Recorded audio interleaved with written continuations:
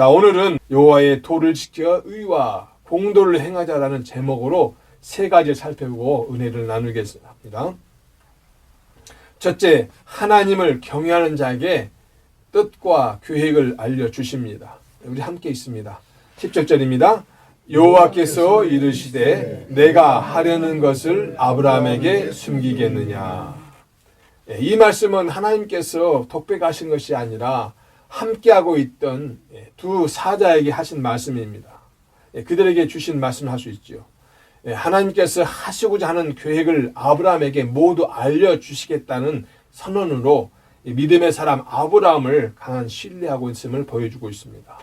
사실 이러한 것은 22절 뒤에 나오는 22절에서 두 천사들을 소돔성에 파견한 것으로 우리가 알 수가 있고, 또 하나님께서 이미 그 소돔성에 대한 계획을 진행하고 있음을 우리가 알 수가 있습니다.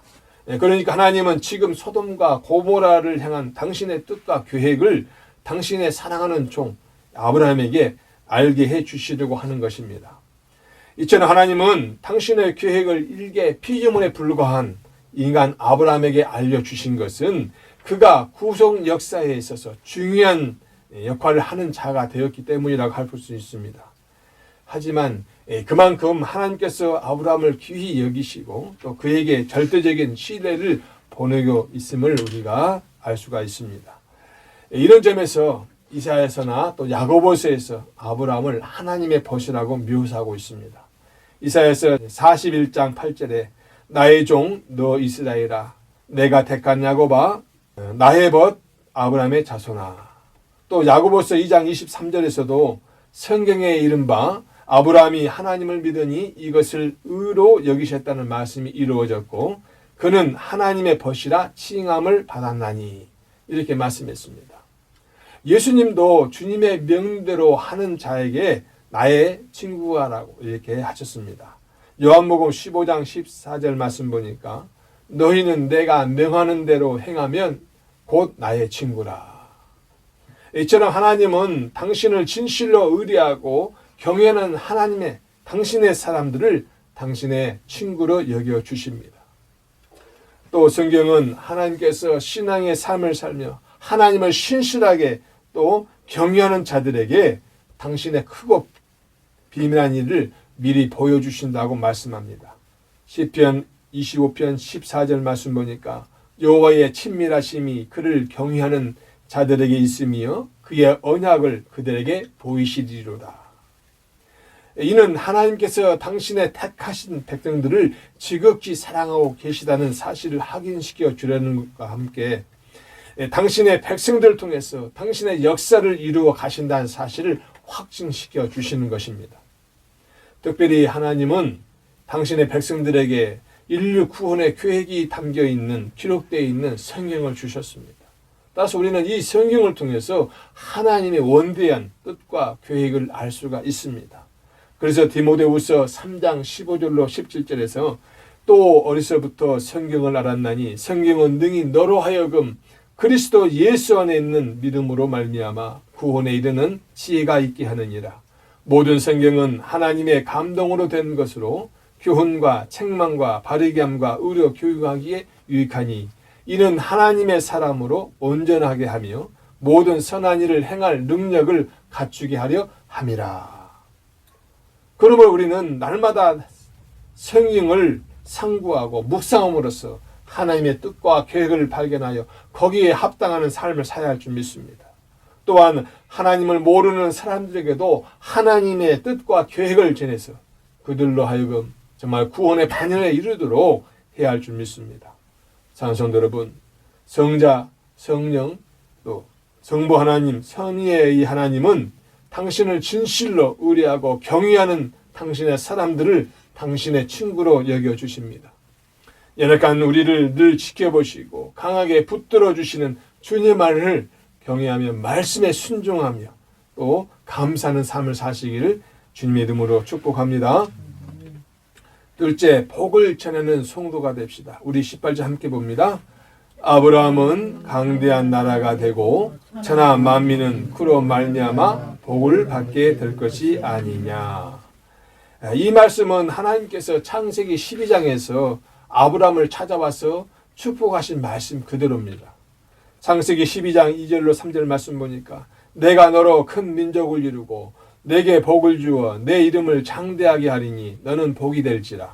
너를 축복하는 자에게는 내가 복을 내리고 너를 저주하는 자에게는 내가 저주하리니 땅의 모든 족속이 너로 말미암아 복을 얻을 것이라 하신지라.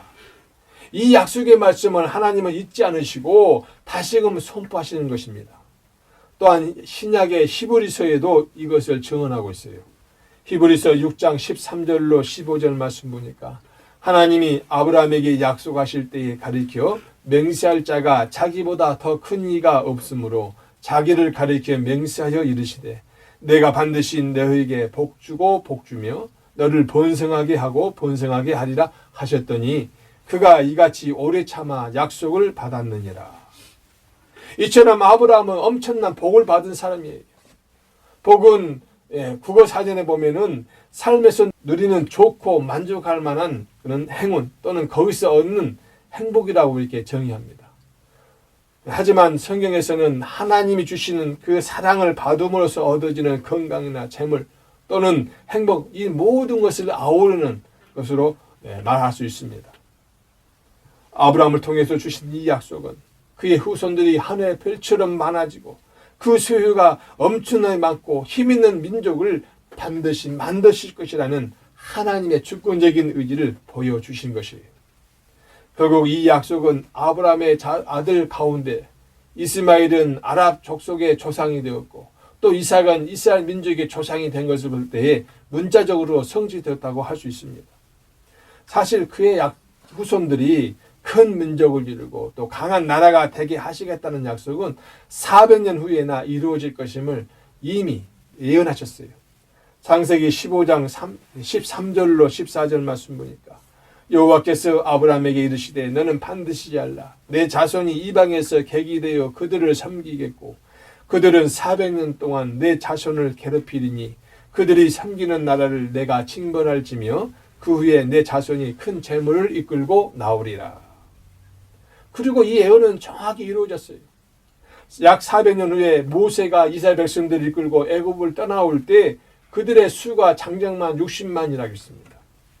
출애굽기 12장 37절 말씀 보니까 이스라엘 자손이 라암셋을 떠나서 숫곳에 이르니 유아 외에 보행하는 장정의 60만 가량이요. 그러니까 그 애굽 땅에 있던 라암셋을 떠나서 이 가나안 땅의 지경에 그 숫곳에 이를 때 60만 되는 60만. 당시 함께 나온 수많은 이방인까지 합하면 가나안 족속들이 정말 두려워 떨만한 어마어마한 민족 대이동이었던 것을 우리가 알 수가 있습니다. 하나님은 천하 만민은 그로 말미암아 복을 받게 될 것이 아니냐라고 말씀해 주셨어요. 다시 말하면 아브라함의 삶은 그 자체가 복이었습니다. 그리고 그는 이에 힘입어서 그 다른 사람에게도 복을 주는 삶을 살았을 것입니다. 그래서 아브라함을 통해서 이 땅에 복이 주어진다는 의미로 해석할 수가 있습니다. 그러나 더 나아가서는 아브라함의 혈통을 통해서 태어날 그의 후손으로 인해서 온 지구상의 백성에게 미칠 구원의 축복을 재차 확인시켜주는 말로 이해해야 됩니다.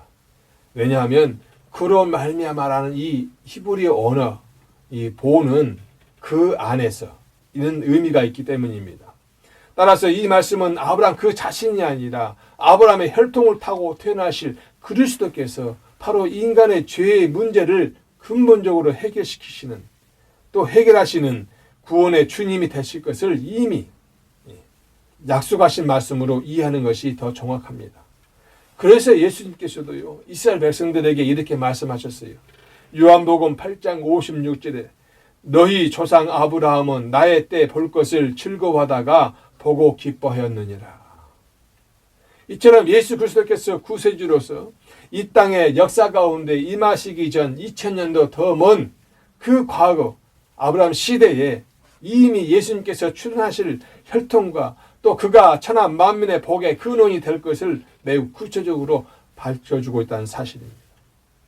하나님은 이 아브라함의 후손들 곧 이스라엘 백성들이 주변의 많은 이방인들에게 자신들이 받은 그 하나님의 복을 전하기를 원하셨습니다. 이는 하나님의 의작속도로 이스라엘의 영적 후손인 우리 하나님의 자녀로고 이렇게 복을 누리고 있는 우리 성도가 추구해야 될 삶의 모범이기도 합니다. 사랑하는 성도 여러분, 신약은 물론 구약의 주인공은 예수 그리스도이십니다. 또 예수님을 중심으로 구속의 역사가 진행되고 있습니다. 이처럼 구속사의 주인공이신 이 예수님께서 성경에 예언되어 있는 바와 같이 이 세상의 마지막 날에 다시 오셔서 사탄의 세력들을 완전히 멸하시고 택하신 자들을 구원하심으로써 구속사를 완성시키실 것입니다. 이런 하나님의 은혜에 감사하시고 복을 나눠주는 복음을 전하는 일에 최선을 다하시는 저와 여러분 되시기를 주님의 이름으로 축복합니다. 셋째, 여호와의 도를 지켜서 의와 공도를 행합시다. 우리 19절 함께 읽습니다. 내가 그로 그 자식과 번성에게 명하여 여호와의 도를 지켜 의와 공도를 행하게 하려고 그를 택하였나니 이는 나 여호와가 아브라함에 대하여 말한 일을 이루려 함이니라. 아멘. 하나님께서는 아브라함을 택하신 이유, 근본 이유로 그로 하여금 그의 자식과 권속들에게 명령을 하기 위해서라고 말씀하고 있어요. 여기서 발견할 수 있는 두 가지 사실은 개인을 택하신 하나님은 그 목적이 공동체와 연결됐다는 이야기입니다. 다시 말하면 아브라함 개인만 아니라 그의 자손, 그에 속한 모든 사람들에게 명령을 해서 그들이 하나님의 말씀을 지키도록 하는 것이에요. 또한 택한 백성이 하나님을 대변해서 해야 할 일은 애원이나 또는 간청이 아니라 당당하게 하나님의 도를 지킬 것을 명하라고 하는 것입니다. 그러니까 아브라함이 그의 아들들에게 야 너희들은 하나님을 잘 섬겨야 돼. 하나님의 여호와의 도를 잘 지켜야 돼. 알았니? 이렇게 명령하는 것으로 이렇게 이해해야 된다는 이야기죠. 하나님이 택하신 백성은 또 다른 하나님의 사람들을 이끌기 위해서 그들에게 향해하며 또 하나님의 권위를 가지고 담대하게 그 일을 행해야 할 줄 믿습니다. 오늘 본문에서 말하는 여호와의 도란 하나님께서 원하신 바 사람들이 반드시 행해야 될 하나님의 명령으로서 구약 시대에는 법률과 계명과 율례와 증거라고 말할 수 있습니다. 열왕기상 2장 3절 말씀 보니까 내 하나님 여호와의 명령을 지켜 그 길로 행하여 그 법률과 계명과 율례와 증거를 모세의 율법에 기록한 대로 지키라. 그리하면 내가 무엇을 하든지 어디로 가든지 형통할지라. 이 여호와의 도는 신약 시대에는 진리로 표현할 수가 있습니다. 요한복음 17장 17절 말씀 보니까 그들을 진리로 거룩하게 하옵소서. 아버지의 말씀은 진리니이다. 이같이 여호와의 도 진리를 지키는 것은 또 그에게 지키게 하신 것은 이스라엘 백성들 하여금 의와 공도를 지키게 하기 위해서라고 의와 공도를 행하게 하려고 하신 것입니다. 여기서 의는 성경에 나오는 주요 단어 가운데 하나로서 인간이 삶 가운데서 마땅히 지켜야 될 윤리적, 도덕적 기준과의 그 조화를 의미합니다. 여기서 기준은 우리 인간의 뜻, 인간의 의가 아닙니다. 바로 하나님의 절대 의로우신 하나님의 성품과 뜻을 말하고 있습니다. 그래서 이 의는 세 가지 측면에서, 즉 윤리적, 법률적, 언약적 측면에서 실현시킬 수 있습니다. 첫째는 윤리적인 측면에서 의는 인간 상호간의 행위와 관련해서 인간의 이기심을 버리고 공동체의 평화와 번영을 위해 노력할 때 실현되는 것이죠. 둘째, 법률적인 측면에서 부유하든 가난하든 지위가 높든 낮든 간에 상관없이 법률 아래에서 모든 자에게 동등하게 적용될 수 있는 할 때 그때 실현되다 할 수 있습니다. 또 셋째, 언약적인 측면에서 하나님의 백성들이 하나님과 언약을 신실하게 지킬 때 실현됩니다. 이것을 우리는 또 다른 말 한다면 신이라고 이렇게 표현할 수 있겠습니다. 공도는 하나님의 절대 공의로우신 속성의 근거에서 인간이 마땅히 행할 바 그건 바른 판단과 다스림을 의미하고 있습니다. 따라서 본문이 말하는 이 의와 공도란 인간이 하나님 앞에서 반드시 행해야 할 하나님의 명령으로서 하나님의 피조물이며 하나님의 자녀된 인간이 반드시 지켜야 할 의무인 것입니다. 그래서 미가서 6장 8절에서 사람아 주께서 선한 것이 무엇임을 내게 보이셨나니 여호와께서 내게 구하시는 것은 오직 정의를 행하며 인자를 사랑하며 겸손하게 내 하나님과 함께 행하는 것이 아니냐. 이를 위해서 하나님은 아브라함을 택하셨던 것입니다. 여기서 그를 택하였나니 이 말은 히브리 언어로 에다티우라고 하는데요. 이런 야다, 알라고는 의미를 갖고 있는 이 야다에 바로 남성 단수 의미가 합해진 말입니다. 그래서 한글 성경에서는 그를 택하였다 이렇게 번역하고 있지만 이 언어를 직역하면 내가 그를 알았다는 의미예요. 그래서 이 언어의 의미로 본다면은 하나님의 택하심은 매우 인격적인 한 사실을 발견할 수가 있습니다. 다시 말하면 무작위로 아무나 택하신 것이 아니라 상대방에 대한 모든 것을 아시고 택하셨다는 의미인 것입니다. 이는 성경에 일관된 사상이고요. 또한 이사야서 43장 1절에서 가장 잘 나타나고 있습니다. 야곱아 너를 창조하신 여호와께서 지금 말씀하시느니라.